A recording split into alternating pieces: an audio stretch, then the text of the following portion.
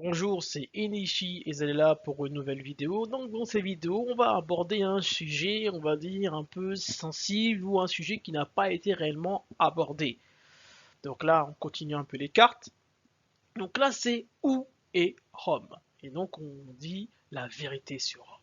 Donc, est-ce que vous vous êtes déjà posé la question, est-ce que la Rome bibélée, donc la Rome biblique, est la même que la Rome actuelle? Est-ce que l'Italie est réellement à sa place? En tout cas, lorsqu'on parle d'Italie, on parle de l'Italie biblique ou on parle de l'Italie actuelle? Et c'est ça, en fait, il faut toujours se poser la question.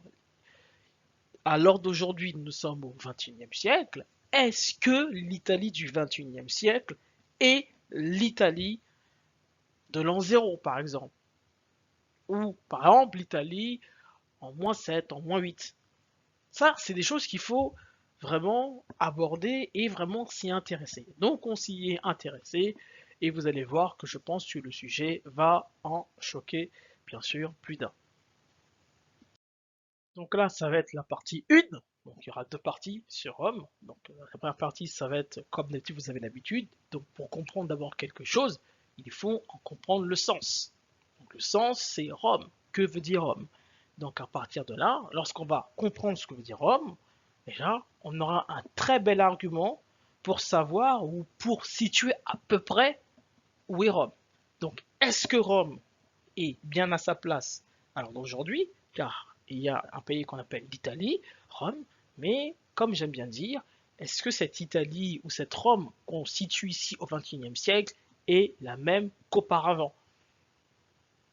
Est-ce que, encore une fois, les historiens n'ont encore une fois pas modifié les choses? C'est ce que nous allons voir dans cette vidéo. Donc, bien sûr, toujours un petit rappel de l'étymologie, vous avez l'habitude de notre vidéo. Et là, dernièrement, on a appris une nouvelle étymologie sur le F. Finalement, le F ici, hein, le F peut parfois être considéré comme une nasale, donc quelque chose qu'on peut finalement enlever. Ok, donc FH, SDT, donc ça tourne en rond. Hein. En fait, c'est-à-dire que le F est égal à ça, bon, bref, peu importe. Ok, donc voilà notre étymologie de base. Donc, attaquons le vif du sujet. Donc, l'étymologie de Rome, c'est ce qui nous intéresse pour comprendre. Étymologie. Le nom de la ville est dit sous la tradition de la légende des Gémeaux. Ça, c'est pas intéressant. Romulus et Rémus, où le premier tua le second, tenant ainsi le droit de sonner son nom de la ville qu'il construisait. Okay. Une autre hypothèse suggère que le nom de Rome viendrait du mont Rumone, nom étrusque. Ah, les Étrusques, ce qui veut dire la ville du fleuve. Okay.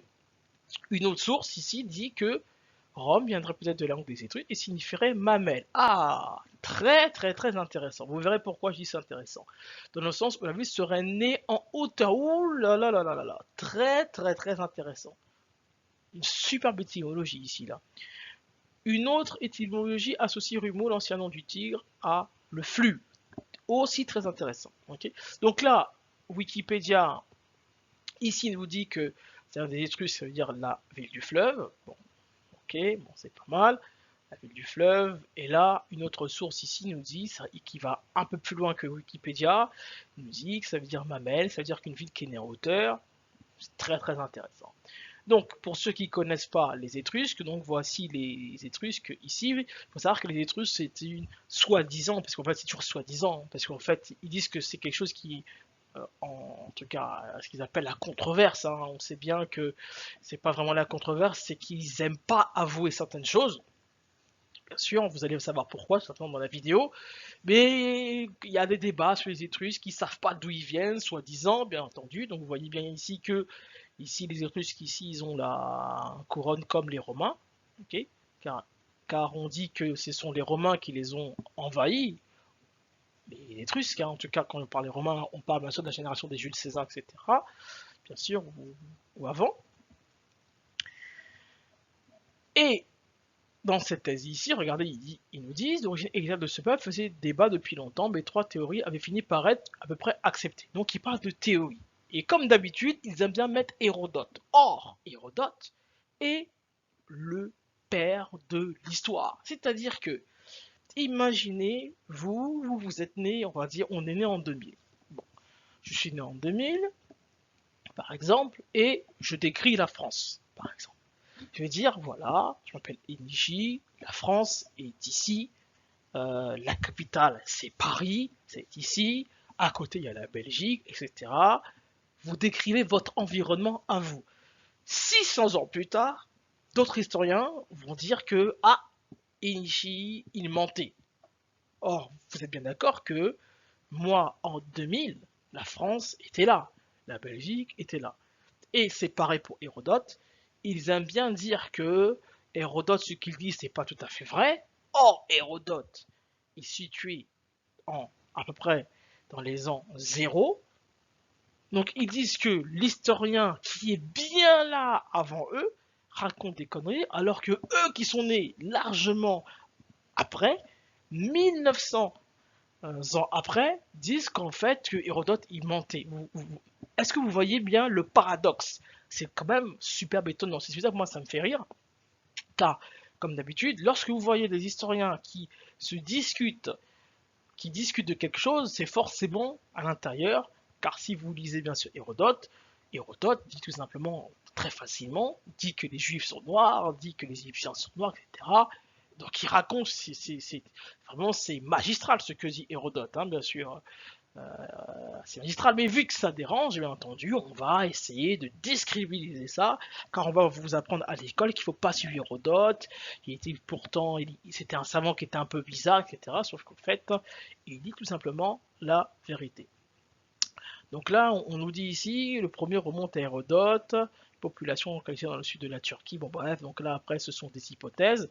Donc ici, l'analyse après génétique, ils nous disent clairement une origine turque à Amurlo. Bon, voilà, ils sont en train de noyer le poisson, vous allez voir pourquoi il nage dans tous les sens, vous allez comprendre pourquoi.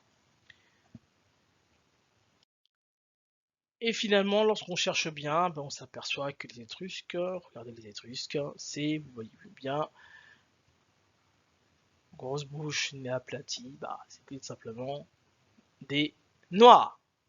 Et là, on voit bien ici dans cette fresque, pardon, donc ici, la version non originale, et ici la version originale, vous voyez bien des Renois avec des cheveux crépus, hein, là vous voyez bien, donc en fait c'est pour ça qu'ils aiment dire que l'origine des Étrusques est à discuter, finalement, parce qu'ils discutent de tout, pour bien sûr discrédibiliser bien sûr l'homme noir, et là vous voyez bien ici sur ce tableau des Étrusques, hein, ils sont représentés, tout le monde est représenté en noir. Il aurait pu représenter les gens, bien sûr, avec une couleur de peau différente. Et là, pourquoi il le représente en noir? Donc, c'est juste pour vous donner déjà un aperçu des Étrusques. Donc, si les Étrusques sont noirs, donc imaginez déjà les premiers Romains, déjà, qui ils étaient. Donc, en fait, c'est juste pour vous, pour vous dire, bon, pour ceux qui n'ont pas étudié, mais les Étrusques, hein, c'est une civilisation très intéressante à étudier. Donc déjà, on commence dans notre vidéo par dire que les Étrusques, finalement les Étrusques et les Romains étaient à la base noirs. Donc comme d'habitude, on va s'intéresser à que veut dire Rome dans Bibélé, donc la Bible. En grec, on voit que Rome veut dire la force. Ok, la force. Et en grec ici, rentre fort, renforcer, c'est toujours la force. Ça veut dire également aussi adieu. Ici, hein, Dieu. Et finalement, quand on dit adieu, finalement, quand on vous dit juste adieu, en fait, bah, finalement, c'est quelque chose qui est en hauteur. Quand vous dites adieu, si on traduit ça comme ça, adieu, même si adieu, ça veut dire au revoir, mais finalement, au revoir, ça veut également dire, en fait, élevé dans le ciel. Donc, élevé dans le ciel, quand on dit adieu, finalement, ça veut dire adieu, donc quelque chose qui est en haut. Ça, c'est juste par analogie. Et regardez, on est parti voir en niveau moderne, chose que vous avez bien vu dans la source Wikipédia, il ne l'a absolument pas fait. Or, au niveau moderne, on trouve bien sûr l'équivalent grec ici, hein, donc ici on regarde le niveau 2 comme d'habitude, Rome, le latin, on augmente le niveau, l'hébreu moderne, ici regardez, on trouve également Rome, ici, et regardez ce qu'on nous dit, lever, s'élever, exalté aux hauteurs. Souvenez-vous de la source de Rome qui nous disait que Rome est une ville en hauteur. Très intéressant. Il avait entièrement raison. Et regardez ici, les mots modernes nous donnent toute son étymologie. Magnifique. Donc Rome ici se dit au niveau 1. Rome aussi, ou Room si vous voulez, en sachant que le U et W peut être considéré comme une voyelle, chose qu'on a déjà vue. Ok? Et comme d'habitude, ici, le niveau 0, le niveau absolu, c'est-à-dire les hiéroglyphes et la langue africaine. Bien sûr, hiéroglyphes et la langue africaine, c'est la même chose. Donc vous savez que moi, j'adore les hiéroglyphes, j'adore les étudier, et donc là, regardez, voilà comment, d'après l'égyptologue, comment on dit force et puissance. Regardez, on va s'intéresser à ce hiéroglyphe-là, par exemple, et même ce hiéroglyphe-là, on pourrait finalement le traduire parce que eux, ils disent que ça veut dire force et puissance. Donc force et puissance, c'est représenté pour eux par 2 têtes de léopard, ici, parce que c'est les têtes de léopard, ils disent les égyptologues. Et finalement, nous, déjà, rien qu'en voyant ça, on sait très bien ce que ça veut dire ici. Ici, 2 têtes qui sont longues comme ça veut tout simplement dire la hauteur. Okay, quelque chose qui est en haut. Rien qu'en regardant ça ici, nous, on dit que ce hiéroglyphe-là veut dire simplement quelque chose qui est en haut, quelque chose qui a de la hauteur. C'est pour ça qu'ils ont ici mis 2 têtes de léopard. Bon bref. Et regardez dans les langues africaines que ça donne ici. Donc pourquoi cela est représenté ici? Regardez lama s'attacher, se coller, adhérer. Finalement, ici cet animal, on a l'impression, on ne sait pas ce que c'est, si c'est un escargot, on ne sait pas quelque chose qui est lent, comme une larve, etc. Et regardez ici, on dit, donc pourquoi ici on a, euh, on a le chemin, ici pourquoi on a une espèce d'escargot, ici, pourquoi pardon, ici on a un bras et pourquoi ici on a la moitié, etc. Ici, et là on nous dit, regardez comment c'est magnifique, s'attacher, se coller, adhérer, être visqueux, collant, accompagné, responsable. Donc ici, ce hiéroglyphe, directement par la tradition africaine, se lit il nous dit, ça veut dire PHTY. Nous, on peut aller déjà plus loin. Ce terme veut dire également LM dans la tradition. LM, ici, hein, dans la tradition. Et regardez ici. Ici, nous avons, en plus ici, regardez, on a lama, une grande larve poilue, ils disent ici. Regarde, une grande larve. Là, ça fait aussi également penser à une larve ici, très intéressant. On dit ça, ça veut dire aussi rester, vivre longtemps, tarder, s'arrêter. Très intéressant. Et regardez ici, l'emba, s'étendre, s'allonger, durer longtemps, croître en longueur. Ici, on est là, croître en longueur, durer longtemps. Durer longtemps, c'est quoi? C'est la force, hein, bien sûr, hein, croître en hauteur, s'enrouler en hauteur, reposer, étendu pour dormir, étendu pour dormir, étendu pour dormir ici, le repos, etc. Également ici, très intéressant. Et donc là, on s'aperçoit que lemba, lama, ça veut dire Rome. Donc lemba, lama, Rome. Donc voilà, dans la tradition, comment on dit Rome. Ici, hein. Donc vous avez vu qu'on a trouvé assez facilement. D'habitude c'est un peu plus long, mais là c'était extrêmement facile. Et même la tradition ici explique tout simplement ces hiéroglyphes ici. Par exemple ici, là, pourquoi ici c'est attaché. Ici pourquoi on a quelque chose qui est attaché, qui est lié. Donc là regardez, directement ici on dit que ça veut dire s'attacher. Donc c'est juste pour vous faire comprendre en fait les hiéroglyphes, comme d'habitude, égale la tradition africaine. Les deux sont ensemble, hein, les deux veulent dire la même chose. Donc maintenant, on va s'intéresser à un passage biblique de Paul, donc dans les Actes, Rome. Donc on s'aperçoit ici que Rome, Romaïos, c'est cité 12 fois ici, et ici c'est situé, en tout cas c'est cité 8 fois, le terme Rome ici. Hein. Et regardez ici ce qu'on nous dit. Après que ces choses furent passées, Paul forma le projet d'aller à Jérusalem. Donc si on prend notre stylo, le stylet, on nous dit qu'ici que, on va prendre le rouge, on nous dit qu'ici que Paul forma d'aller En tout cas, Paul forma le projet d'aller à Jérusalem en traversant la Macédoine et l'Achaïe. Ça veut dire quoi? Donc ça veut dire qu'ici, si on met une croix, ici, on peut faire une croix, une traversée. Donc on va dire ici, c'est Jérusalem. Donc ça, c'est le point d'arrivée. Il a comme objectif d'arriver ici. Pour arriver ici, il nous dit qu'il doit passer par la Macédoine et l'Achaïe. Donc on va dire que la Macédoine, c'est ici. Donc la Macédoine et l'Achaïe. Donc ça veut dire que la Macédoine est avant l'Achaïe et l'Achaïe est ici. Ah, vous êtes d'accord? Donc vu qu'il fait une traversée, on nous dit qu'il traverse. Donc ça veut dire que pour faire une traversée, pour aller à Jérusalem, il peut passer comme ça. On est d'accord? Ok. Donc Paul, donc, je vais mettre quelque chose d'un peu plus grand ici. Voilà, c'est à peu près là. Donc soit Paul, on va mettre, ouais. Donc soit Paul est, on va prendre en noir, donc soit Paul est ici, donc Paul est peut-être ici, donc il est peut-être dans une ville avant la Macédoine, vu qu'il parle d'une traversée, donc soit Paul est ici, ok, ou soit Paul est ici, il est directement en Macédoine, donc soit il est avant la Macédoine, ou soit il est en Macédoine. Et regarde après ce qu'on nous dit, on nous dit ensuite, quand j'aurai été là, se disait-il, il faut aussi que je voie Rome. Donc ça veut dire que, si on situe le chemin là, ici, donc lorsqu'il aura fait la Macédoine et l'Achaïe,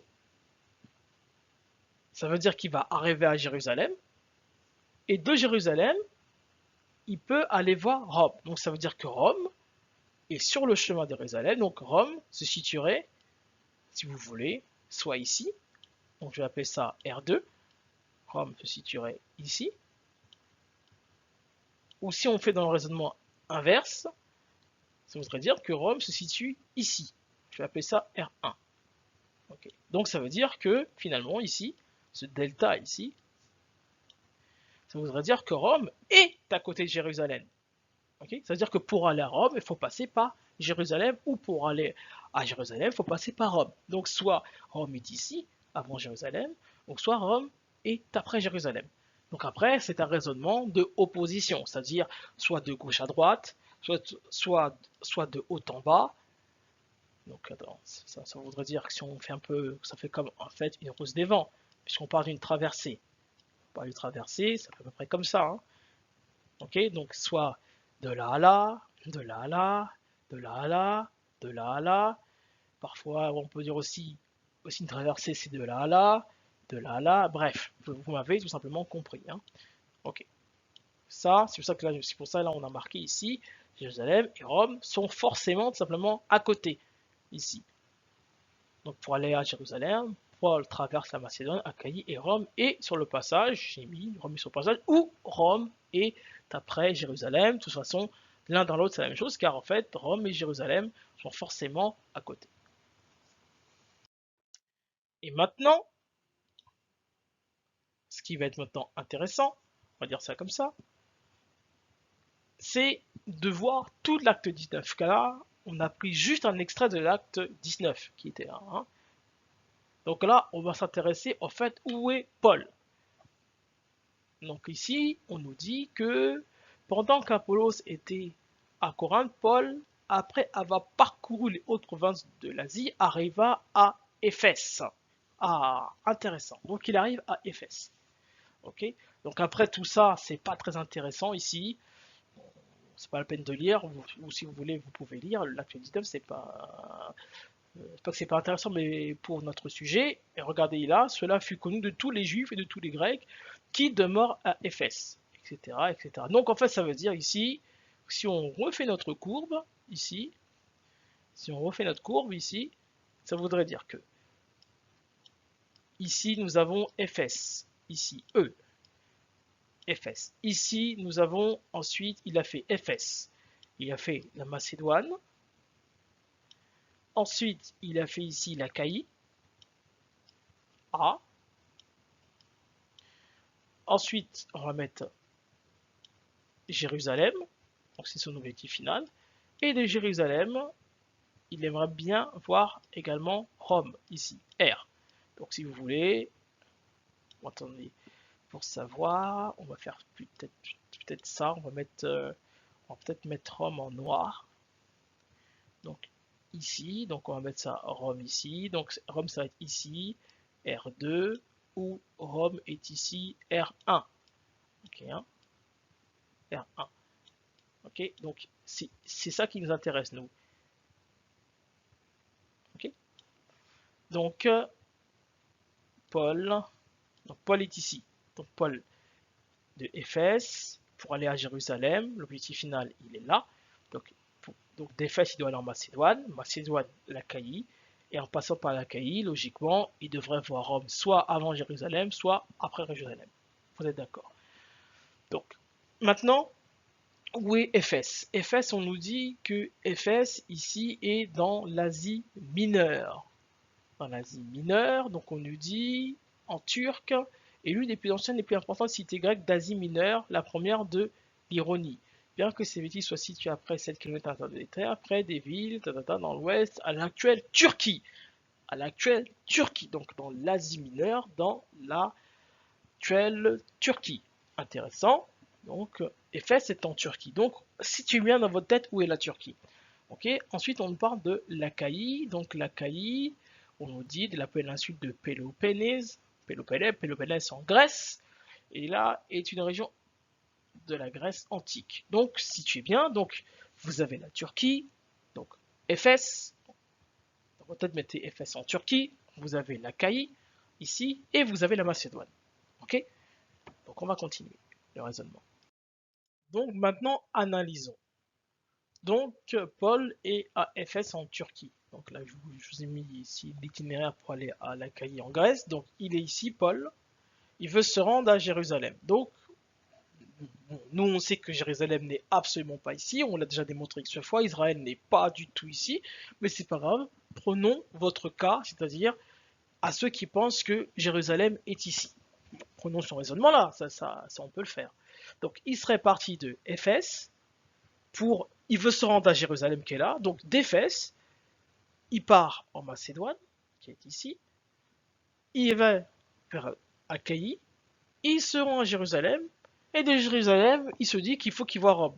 Donc ça voudrait dire qu'il faut qu'il remonte ici en Italie, chose qui n'est absolument pas logique, ou soit l'autre raisonnement, ce serait que il est à Éphèse, il passe par la Macédoine, il part vers l'Achaïe, de l'Achaïe, lorsqu'il arrive, il va voir Rome, pardon, il part voir Rome, et de Rome, il faut qu'il parte à Jérusalem. Donc, si on met ça avec un stylet, je vais mettre ça en rouge. Premier cas, d'après les cartes actuelles, il aurait fait ça Éphèse, Macédoine, Achaïe. De l'Achaïe, il part à Jérusalem. De Jérusalem, il se dit, ah, il faut que j'aille voir quand même l'Italie. Donc, ce serait, en fait, de là, il serait reparti ici. Donc vous voyez bien que son parcours est incohérent. Ensuite, si on prend en noir l'autre possibilité, ce serait qu'il est parti à Éphèse, Macédoine, Achaïe, il va en Italie, ici, Rome, et de l'Italie, il revient ici pour aller à Jérusalem. Ici. C'est le deuxième cas possible. Donc là, vous voyez bien que les deux cas sont impossibles. Car il nous dit que pour aller à Jérusalem, il doit traverser la Macédoine et l'Achaïe. Donc, si on suit le raisonnement de de Paul, s'il est à Éphèse, pour se rendre à Jérusalem, il n'a pas le choix. Si vous considérez que Jérusalem pour vous, oula, j'ai pas effacé ici. Donc si pour vous Jérusalem est là, ça voudrait dire que s'il fait une traversée, il est passé par là. Ou il a fait ça pour se rendre à Jérusalem, à Éphèse. Ok? Vous êtes d'accord? On parle d'une traversée. D'aller à un point A pour se rendre à un point B. Ça voudrait dire que finalement, l'Italie n'est pas ici, la Macédoine n'est pas ici. Et même, ça voudrait dire que l'Achaïe, finalement, n'est pas ici. Finalement, ça voudrait dire ça. Dans le raisonnement ou vous situez Jérusalem ici, bien entendu, hein, ou de Éphèse, vu que c'est une traversée, il va, il va ici, en passant par l'Égypte. Si c'est une traversée, si l'Achaïe est là, ça voudrait dire que il serait passé par là, par exemple. Il serait passé par ici. Mais s'il passe par là, par exemple, ça voudrait dire que Jérusalem est quelque part ici. Donc vous voyez bien que dans tous les cas, Jérusalem est mal placé ici. Et on s'aperçoit également que Rome est également mal placé ici. Nous savons que Jérusalem n'est absolument pas ici, c'est absolument pas là. Donc forcément, si c'est pas là, forcément, vous voyez bien que le raisonnement en tout cas, le raisonnement avec les cartes actuelles ne marche absolument pas du tout. Donc nous, on sort nos cartes à nous, les cartes que nous avons découvertes, bien entendu, avec une facilité déconcertante. J'aime bien dire cela. Donc ici, souvenez-vous, le mont Sinaï, les Ammonites, le royaume de Saba, Avila, les Couchites, etc. Galade, ici, qu'on a vu, ici. Bon, voilà. Donc, souvenez-vous, Pierre Davati, géographe français, est allé en Afrique, donc 16e siècle, il savait très bien qui étaient les Juifs parce qu'il en parle avec une aisance très facile dans son livre, Description générale de l'Afrique, seconde partie du monde. Un pur chef-d'œuvre. Donc, ce livre. Donc, le pays de Nègre, il appelle le pays des Juifs. Lui savait déjà, si Pierre Davati était en vie, vous vous posez la question qui sont les Juifs sont des nègres. Bon, il le dit dans son livre, donc c'est pour vous dire qu'on ne vous raconte pas du tout des conneries. Pierre Davati, lui, le dit ouvertement, c'est un géographe, et regardez ce qu'il dit. Il situe très bien le pays. Ici, on l'a déjà vu X fois, le pays des Juifs, c'est-à-dire Canaan. Regardez ici. Et on l'avait situé, cette partie-là, c'était ici, finalement. On l'avait situé ici. Donc lui, lorsqu'il arrive au XVIe siècle en Afrique, donc il s'aperçoit que les Juifs, c'est ici. Le pays des Juifs, c'est là. Ok. Donc finalement, son raisonnement, en plus, et c'est pas une question de raisonnement, mais c'est logique, car Israël est forcément dans l'ancien version Jardin d'Éden, donc qui est simplement ici. Plus bien sûr l'Amérique du Sud, ça on verra ça plus tard. Mais, donc si on situe en tout cas Canaan, d'après Pierre Davati, donc 16e siècle, Canaan, on pourrait faire ça, c'est ça. Ça veut dire Israël sera à peu près ici. Ok. Ce serait Israël ici. Ok. Voilà. Bon, raisonnement pas l'absurde. Donc, si Israël est ici, en tout cas, nous savons qu'Israël est à peu près ici. Israël, c'est ici, forcément. Donc, où est Jérusalem? Jérusalem est forcément au centre du monde. Le centre du monde, c'est-à-dire l'équateur. Donc ça, c'est un exemple pas l'absurde. Ne vous inquiétez pas, on ira plus loin dans nos vidéos si on arrive à situer correctement Jérusalem. Mais forcément, si je devrais situer moi Jérusalem, je la situerais forcément à l'équateur. C'est-à-dire, l'équateur, c'est la chose qui passe par le milieu ici. Et donc, moi, je situerais Jérusalem ici. Voilà. Donc là, je mets un J. Raison par l'absurde. Un J, ok. Nous avons dit quoi? Nous avons dit que il a dit que pour se rendre à Jérusalem, il est obligé de passer par la Macédoine et l'Achaïe. Donc ça voudrait dire que où est Rome par rapport à Jérusalem? Donc Rome, je vais la mettre en rouge. Donc soit Jérusalem est en bas, soit Rome est en bas de Jérusalem. Donc je le situerai ici si vous voulez. Donc là, on va mettre R1. Donc soit Rome est ici, R1, ou soit Rome est au-dessus de Jérusalem. Donc on va mettre ça par exemple ici. Ok, R2. Mais nous savons automatiquement que Rome ne peut pas être ici. Rome ne peut pas être en bas de Jérusalem. Pourquoi? Souvenez-vous que Rome veut dire en hauteur. Donc c'est une ville forcément qui est au-dessus de tout le monde. Donc forcément, Rome est au-dessus de Jérusalem.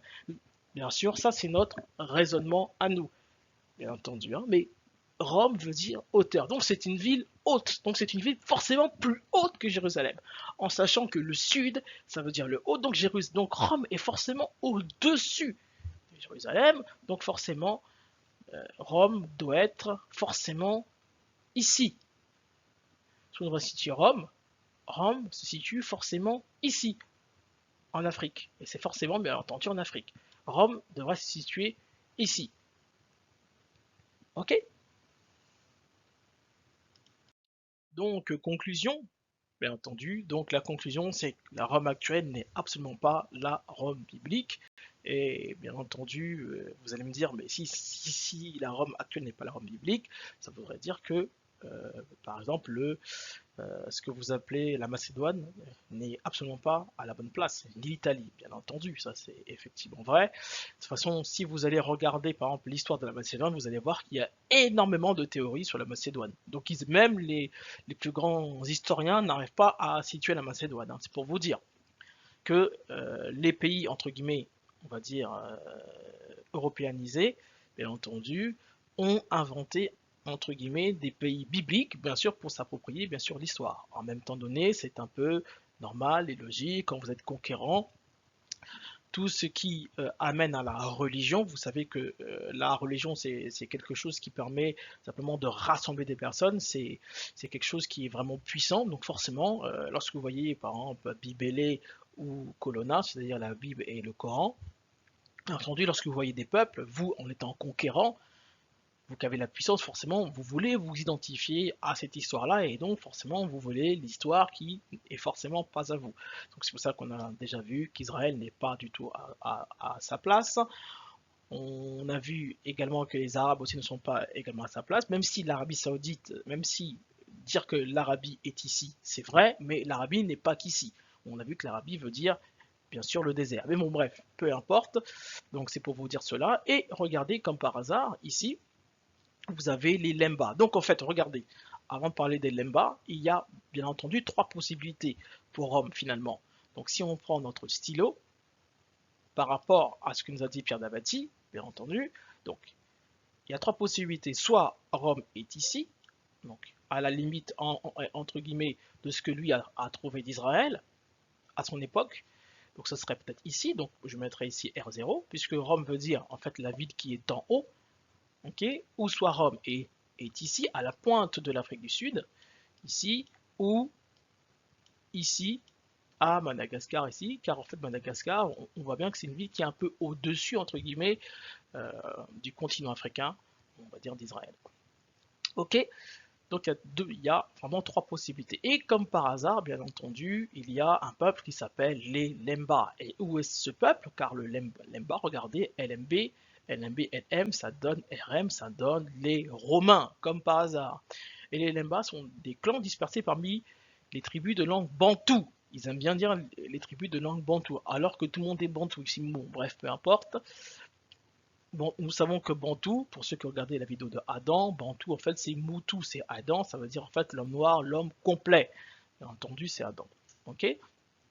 Et comme je disais, ils vivent au Zimbabwe et en Afrique du Sud, comme par hasard. Donc ici vous avez le Zimbabwe qui est ici, je vais prendre tout ça, le Zimbabwe qui est ici. Ici ils nous disent aussi Malawi, donc Malawi c'est là j'ai pas zoomé, donc vous avez le Zimbabwe, vous avez ici le Mozambique, et ils disent aussi également l'Afrique du Sud. Et comme par hasard, ça correspond bien à nos points qui sont ici, en fait, hein, comme par hasard. Donc en fait, les Lemba porteraient le nom des Romains, comme par hasard. Et comme par hasard, ils sont au-dessus, car vous savez bien qu'il y a un clan qui s'appelle aussi les Zoulous, bien entendu, pour ceux qui ont regardé nos anciennes vidéos. Donc les Zoulous, ça veut dire simplement le ciel. Le ciel, c'est ce qu'il y a au-dessus. Et après, on comprend maintenant pourquoi celui que vous appelez Jésus, bien entendu, a été simplement jugé à Rome, car Rome est la ville qui est en haut. Donc, en fait, c'est la ville du jugement. Donc, c'est pour ça que Jésus s'est retrouvé tout simplement chez les Romains. Il s'est retrouvé ici. Ok? Donc, bien entendu, ça vous perturbe certainement. Ça remet en cause beaucoup de choses. Ça remet en cause l'Italie. Ça remet même en cause l'Asie, etc. Bien entendu, c'est très perturbant, je sais très bien, mais vous voyez bien que à l'heure actuelle, c'est un peu ce qui se passe, c'est que beaucoup de puissances essayent bien sûr de prendre l'histoire des autres alors que c'est des histoires qui sont là depuis des décennies. Donc j'espère que la vidéo vous a plu. Je vous dis étudions, étudiez, à la prochaine. Ciao, ciao.